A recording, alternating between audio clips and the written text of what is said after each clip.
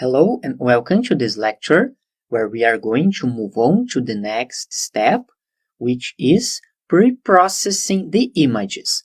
Just a reminder that last lecture you learned how to load the MNIST dataset, and the goal will be to train a neural network to identify the digits from 0 to 9. We need to apply some pre-processing to the pixels of the images. The first one is to convert the pixels from integer numbers, as you can see here, to float numbers, because later we will need to perform some mathematical calculations. It will be easier to do it when the numbers are in the float formats. We can access the xtrain equals xtrain s-type float 32, and the same for xtest equals xtest s-type float 32. Let's run this cell of code, and we can now take a look at the first image, xtrain position 0. See that there is this dot, which means that the numbers were converted to float.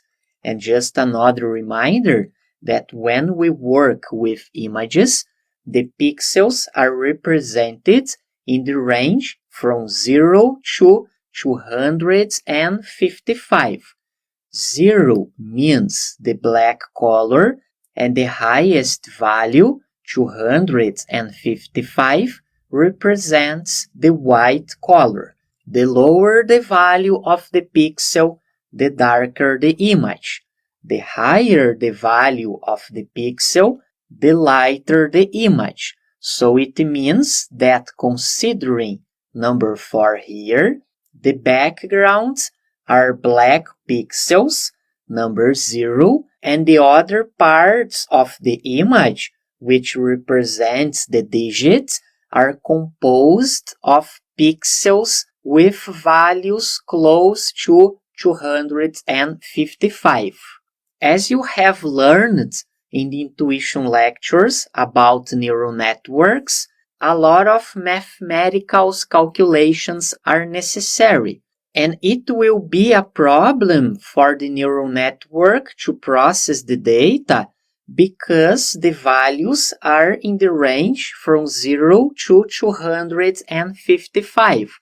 It is a good practice to normalize the data so the calculations will be done efficiently. So we can put these pixels in the range from 0 to 1.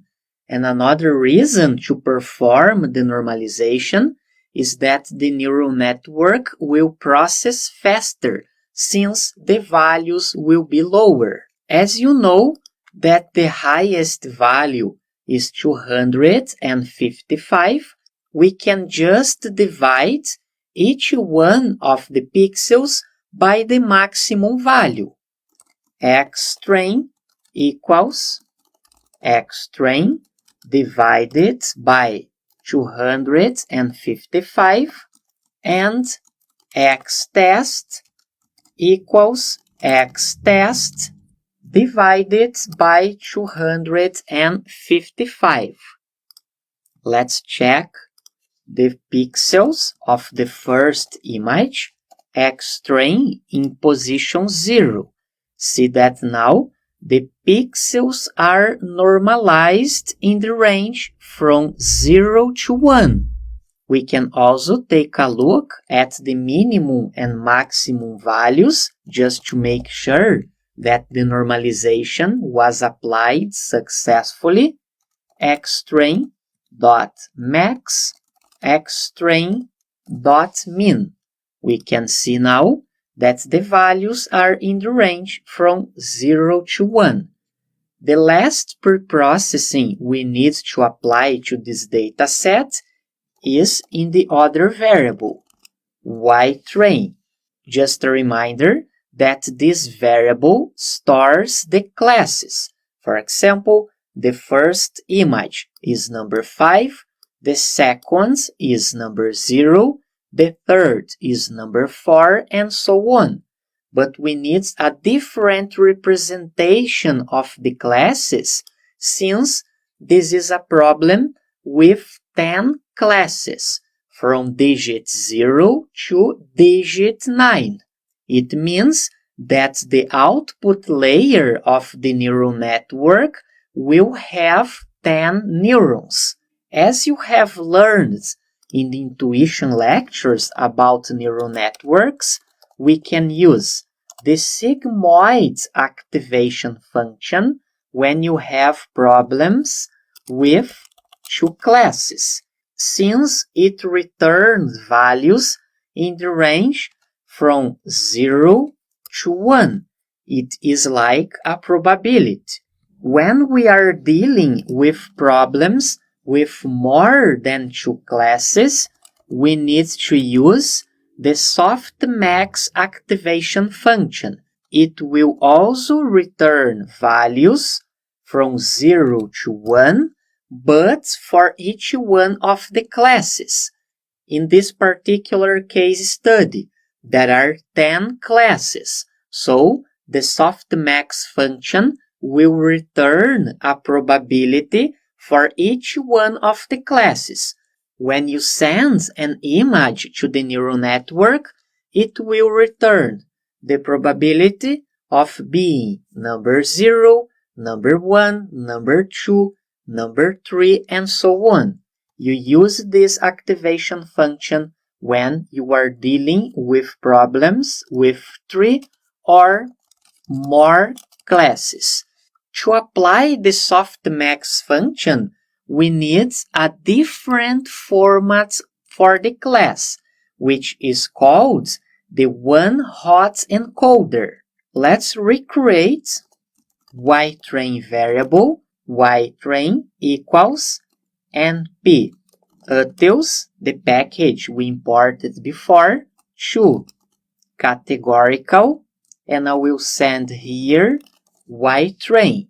Let's run this cell of code and take a look at the first image, ytrain in position 0.